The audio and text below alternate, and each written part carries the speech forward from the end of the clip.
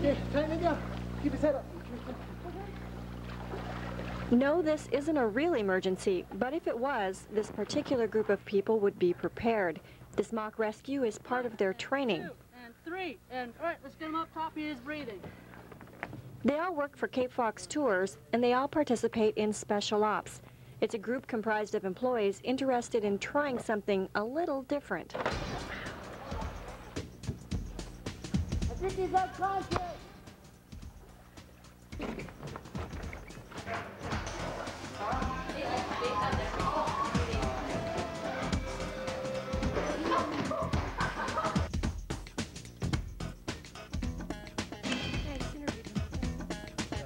Ken Mix is on his 6th year as president of Cape Fox Tours, and about 3 years ago he came up with the idea of having a special ops team. I just was trying to come up with an idea for the tour hosts that would give them an incentive to really to be motivated to do a better job and to learn new skills.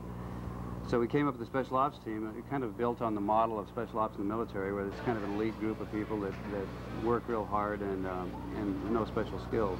We try to teach them outdoor skills as much as possible, and then also skills that relate directly to their job. They have some very complex tour flow problems. They can have 700 people in one day in Saxman, for instance.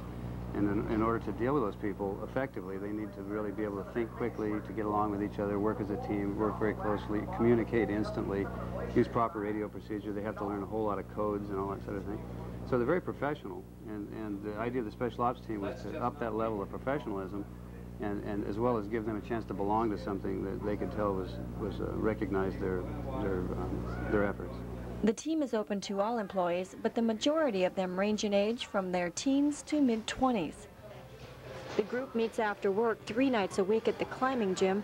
It's good practice for when they do the real thing on a rock slab out at Harriet Hunt. On rappel! It's having a significant impact.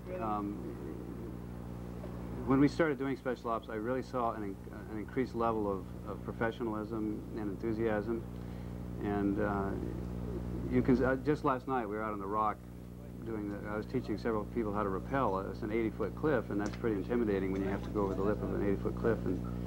And the first time you saw some pretty wide eyes, you know, and after several times they were, the ones that had never done it said, I can't believe it, I'm not even scared anymore, you know. And so the kids on down below are cheering them on and all that, and it really adds to that teamwork level. And so what we try to do is take those kind of lessons they learn out there. I can't do this, there's no way I can do it, to man, I did that and I did a good job of it. And then we try to translate that over to the rest of their job, you know, for problems that develop on the tour site. And in this industry, you just never know what's going to happen. We had 50,000 people almost go through Saxman last year. We had about 12,000 go through the cannery last year, and so we want them to be ready to handle anything and do it as a team.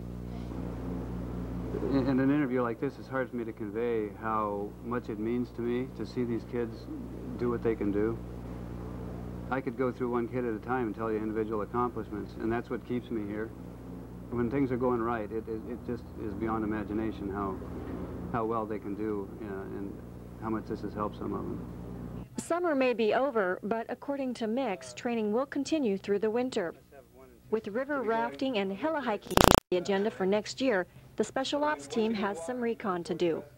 For Fox News Ketchikan, I'm Jamie Gwynn.